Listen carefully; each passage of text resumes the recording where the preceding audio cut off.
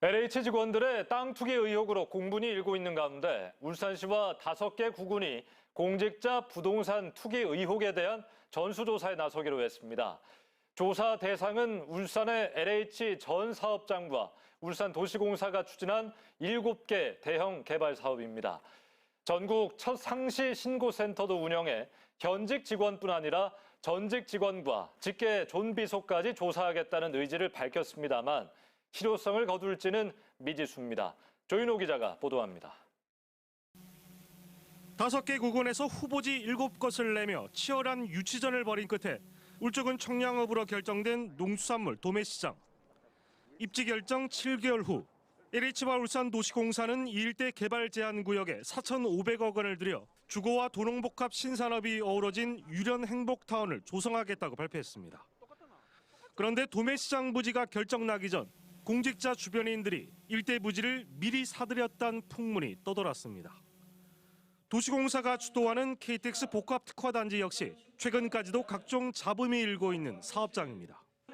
지금 우리 공무원들을 문제보다는 성실 공직자들이 어디까지 어떻게 했느냐, 전 현직까지 다 포함해서 그게 마지막의 종결이라고 저는 생각합니다.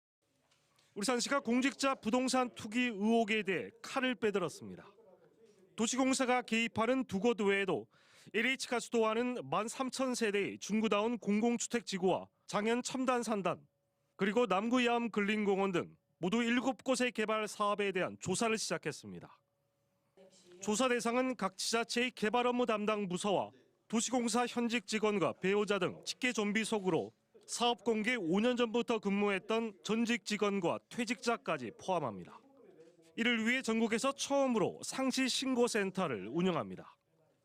센터에서는 공직자 자진신고와 시민 제보를 받으며 오는 26일까지 자진신고 기간을 갖습니다.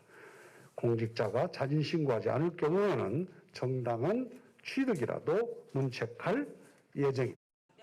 다음 달까지 1차 전수조사를 진행한 뒤 조사 범위를 확대할지 정하기로 했습니다. 7 이상 공직자 도시의원 같은 경우에는 이 재산 공개를 지금 간보나 공고에 하게 돼 있습니다. 저희들이 살펴보고 문제가 있으면 그 부분에 대해서도 저희들이 동의를 받아가지고. 하지만 1차 조사에선 경찰청과 국세청을 배제하고 울산시와 5개 구군이 나홀로 조사단을 꾸리기로 하면서 차명 매입 등 꼼꼼한 조사를 기대하긴 힘들어 보입니다. 또 KTX 역세권과 북구강동권 등 10년 넘은 대형 사업을 유보하고 공직자와의 정치적 이해관계자를 제외하면서 실효성에 의문이 제기되고 있습니다. 울산시는 공직자윤리법과 부패방지 권익위법 그리고 공공주택특별법 등 3가지 법에 근거해 법령 위반자에 대해 직위해제와 수사 의뢰 그리고 고발 조치를 취할 방침입니다. UBC 뉴스 조인호입니다.